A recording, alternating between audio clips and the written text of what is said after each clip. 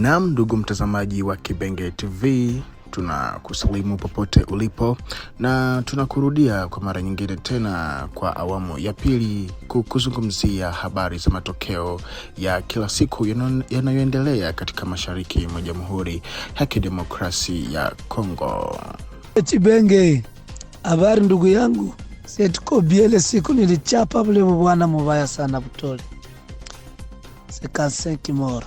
Hiyo ni sauti yake wa kujiita Kardinali David Bisimwa wa chama cha wazalendo cha Kamama katika bonde la Ruzizi, akithibitisha kazi kubwa ambayo kwao wanaita ubatizo wa damu dhidi ya wahasi wa M23 hapo jana tarehe 16 Januari mwaka 2026 katika maeneo ya Butole upande wa Lemera, ambako adui alipoteza watu wapatao 55 au 55 mpaka maeneo ya Kanga ambako wahasi hao walikuwa wamekusudia kwenda kuiba ng'ombe za rahia, wakapigwa mubiraro na kurudi nyuma hadi katika mji wa Sange.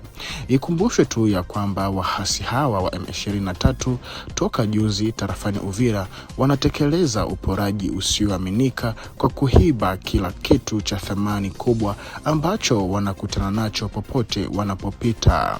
Hali hii imeonekana mjini Uvira, hata katika miji yote na vijiji vyote vya bonde la Ruzizi.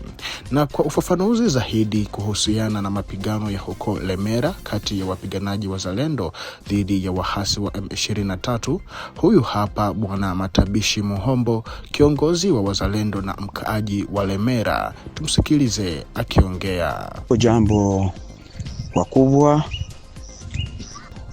mimi naitwa kwa jina ya Matabishi Muhombo, nikiwa mkaaji wa Lemera na niko kiongozi pale mji wa Lemera. Kwa kweli kufatana na gisi mnauliza kuhusu adui mwenye alituingilia mji wa Lemera, kwa kweli ilipofika siku ya 3 asubuhi sana tukaambiliwa kama adui ametokea muvilima ya Kachiaza akashuka mpaka Rubanga.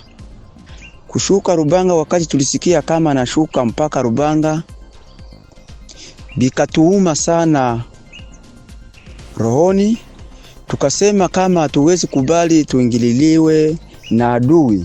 Adui hawezi tuingililia mubulongo, adui hawezi tuingililia mumungini ovyo ovyo. Vrema tukakusanya kundi ya wazalendo, tukasema kama tuende tuangalie kama tunaweza rudisha ule adui. Tukajikaza kabisa, tukashuka mpaka na Runanga. Kufika na Runanga tukazuia adui. Kuzuia adui, ilipofika mchana adui akapata force mingi sana kutushinjia, na sisi tukapungukiwa, yahani tukareprie kidogo kurujia nyuma mpaka Butole. Kufika Butole tena tukaanza kupambana na adui, tukapigana na adui kabisa mpaka mwisho, na adui kabisa kaichika, na adui akapata kabisa pale kia mtemakuni. Tunawashukuru wapenzi watazamaji wa Kibenge TV kwa kuendelea kututegea sikio na macho yenu kwa ajili ya kupata habari motomoto zenye uhakika kuhusiana na hali na matukio ya kila siku. Tukutane kwa awamu ya 3.